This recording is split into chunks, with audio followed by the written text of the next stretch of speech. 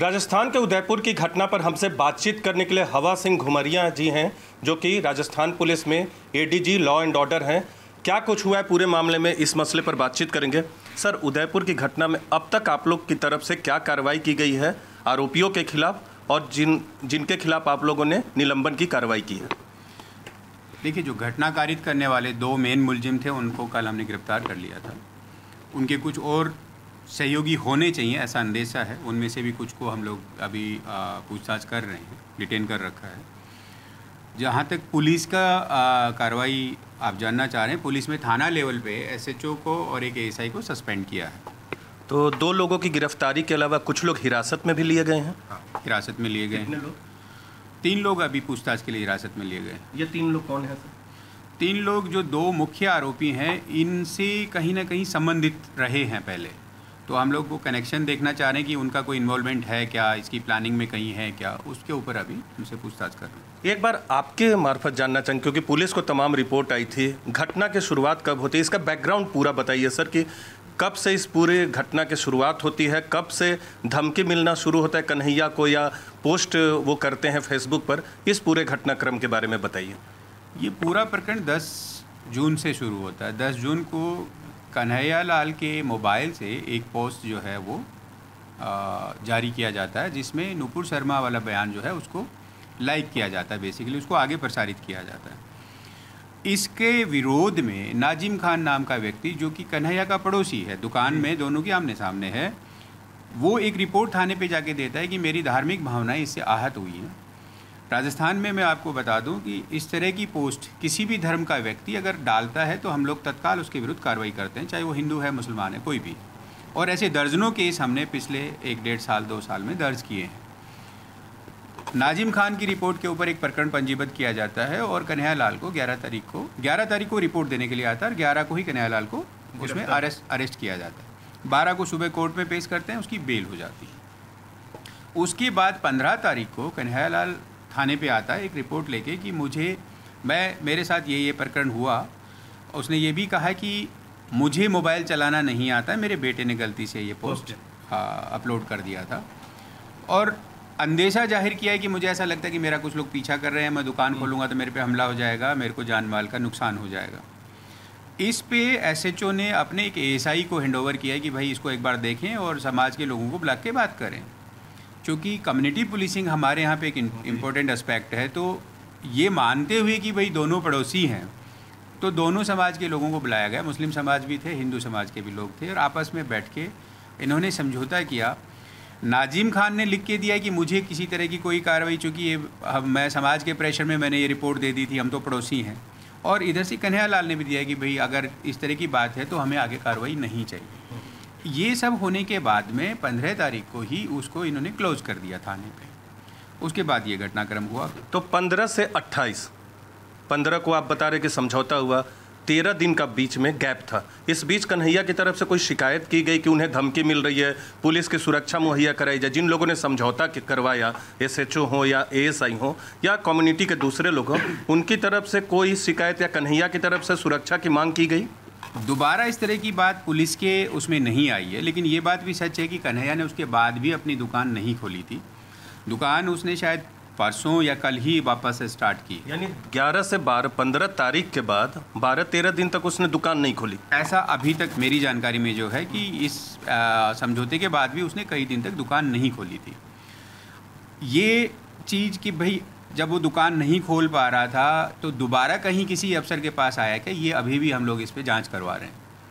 प्रथम दृष्टया अभी आया है कि उसने दोबारा कहीं संपर्क नहीं किया है, लेकिन कोई चीज़ कहीं आएगी तो आगे उसके अकॉर्डिंग कार्रवाई करेंगे। आपने कहा कि 3 और लोगों को हिरासत में लिया गया है, तो ये 3 लोग आप कह रहे हैं कि दोनों हत्यारे से जुड़े हुए हैं, तो इसमें नाजिम भी है? नहीं, जो लोग 15 तारीख के समझौते में हैं और जिन्होंने कन्हैया के विरुद्ध रिपोर्ट दी थी, उनका अभी कल वाली घटना के आरोपियों से लिंक नहीं पाया गया है।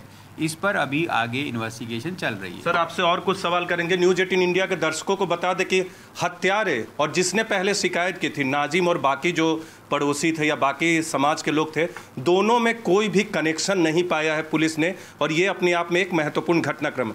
दोनों आरोपी जो गिरफ्तार हुए हैं, जिन्होंने हत्या की है, उनका बैकग्राउंड बताएं। गौस के बारे में कहा जा रहा है कि वो कराची गया था 2014 में, और किसी तरह का सीमा पार का कनेक्शन भी एस्टेब्लिश होता है, किसी तरह का आतंकी गतिविधियों में शामिल होना किसी का भी एस्टेब्लिश हुआ है अब तक?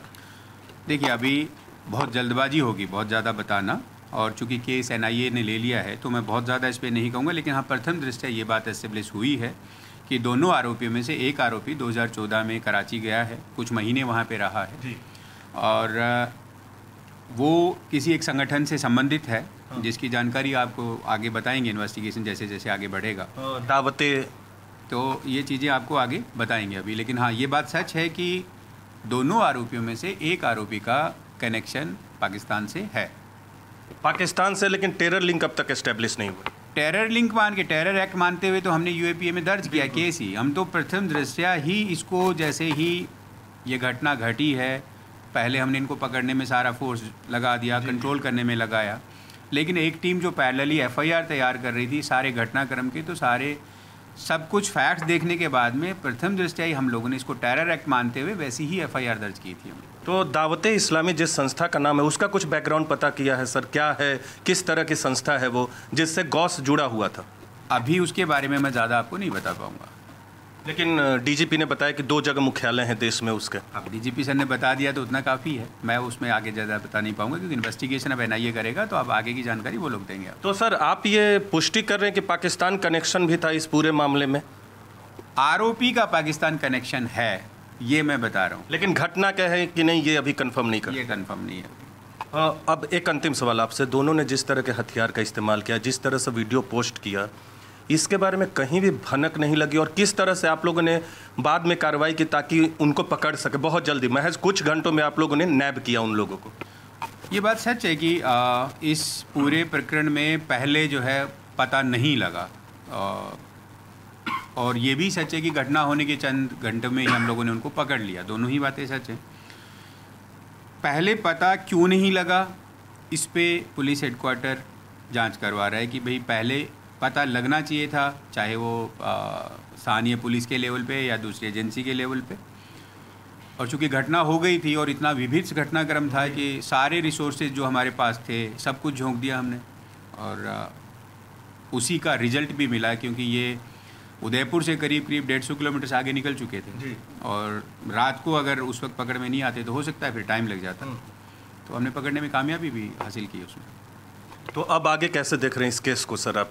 खासकर एक मामले में, ये ना ये पूरे मामले की जांच करें, अब आप लोग असिस्टेंस की भूमिका में होंगे, असिस्ट करेंगे ना ये को इस पूरे मामले में। जो 2 ग्रुप अपरिचित, अब तक अपरिचित है आप लोग की जांच में, ये अपने आप में एक बहुत ही इम्पोर्टेंट पहलू है। तो आपको लगता है कि आने वाले वक्त में, आने वाली जांच में दोनों के बीच संबंध एस्टैब्लिश होगा? देखिए, हो कुछ भी हो सकता है। मैं ये बात कल से ही कह रहा हूँ कि जिन लोगों ने समझौता कराया और शांति की गारंटी ली, उनका क्या हुआ? केस NIA के पास है, NIA अपना इन्वेस्टिगेशन करेगा, लेकिन मेरा ये मानना है कि हमारे भी क्राइम ब्रांच हो या स्थानीय पुलिस हो, इस चीज़ का हम पता ज़रूर करने की कोशिश करेंगे कि ये कहीं कोई कनेक्शन रहा है क्या, और हमारे पास कोई इनपुट रहा तो हम NIA को शेयर करेंगे उसका। बिल्कुल। तो कई पहलू हैं इस पूरे मामले में, लेकिन सबसे अच्छी बात यह है कि हत्यारे गिरफ्तार हो चुके हैं इस मामले में, दोनों हत्यारे जो हैं जिन्होंने कन्हैया लाल की हत्या की। लेकिन अभी जांच करना है कि क्या सीमा पार से लिंक जुड़ता है। एक आरोपी का लिंक तो है, पाकिस्तान से 2014 में कराची गया था, लेकिन 2 समूह, एक जिससे कन्हैया लाल की लड़ाई हुई थी, जिसने पोस्ट पे सवाल किया था नाजिम, और दूसरा ग्रुप जिसने हत्या की, 2 लोग जो गिरफ्तार हो चुके हैं, उन दोनों में किसी तरह का कनेक्शन है कि नहीं है, ये आने वाले वक्त में ये खुलासा करेगा और राजस्थान पुलिस सहयोग करेगी। कैमरा पर्सन युगल के साथ नीरज कुमार, न्यूज़ 18 इंडिया, जयपुर।